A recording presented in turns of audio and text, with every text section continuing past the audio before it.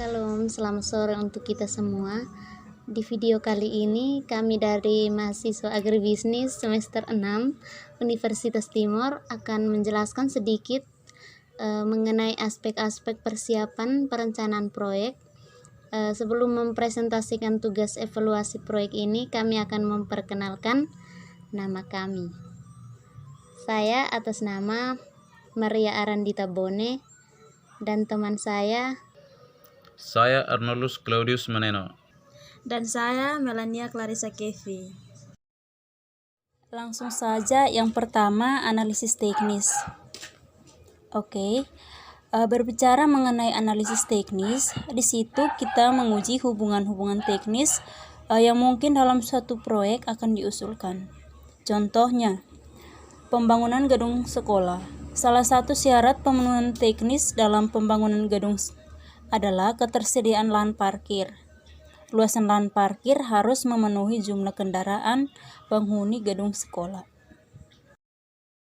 Yang kedua, aspek organisasi, di mana dalam aspek organisasi menguji keterkaitan dan keterlibatan lembaga-lembaga yang terkait dalam proyek, misalnya perbankan dan lembaga masyarakat. Contohnya, pembangunan gedung PAUD, yang dimana dalam pembangunan tersebut dapat dilakukan misalnya kredit pada bank guna untuk memperlancar kegiatan pembangunan dan masyarakat ikut berpartisipasi dalam pembangunan tersebut.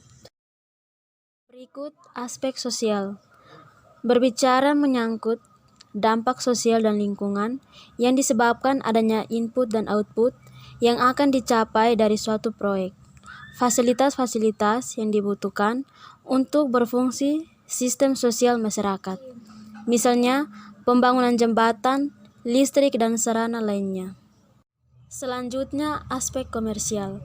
Usaha-usaha mengenai pemasaran dari hasil-hasil proyek yang bersangkutan dan survei bahan-bahan baku serta jasa-jasa yang dibutuhkan dan melaksanakan proyek. Contohnya, pembuatan jembatan, di situ di mana para pekerja membutuhkan pangan, pakaian, dan kendaraan. Selanjutnya, aspek finansial. Aspek finansial meliputi penilaian sumber-sumber dana yang akan dipakai dalam pembiayaan investasi, estimasi pendapat dan pengeluaran serta biaya selama periode investasi. Contohnya, para pembangunan WC sehat. Di dalam investasi sebuah WC sehat, terdapat beberapa pembiayaan yang dikeluarkan, antara lain biaya tanah, biaya konstruksi bangunan. Dan yang terakhir, aspek ekonomi. Kontribusi proyek terhadap pembangunan perekonomian dan berapa besar kontribusinya dalam menentukan penggunaan sumber daya yang diperlukan. Contoh, pembangunan sebuah jembatan, di situ investasi per tenaga kerja, sisi rencana pembangunan daerah dalam lingkungan ekonomi terhadap proyek pembangunan jembatan. Baik, inilah hasil presentasi kami. Mohon maaf apabila dalam presentasi kami tadi ada kata-kata atau kalimat yang kurang jelas. Kami mohon maaf. Sekian dan terima kasih.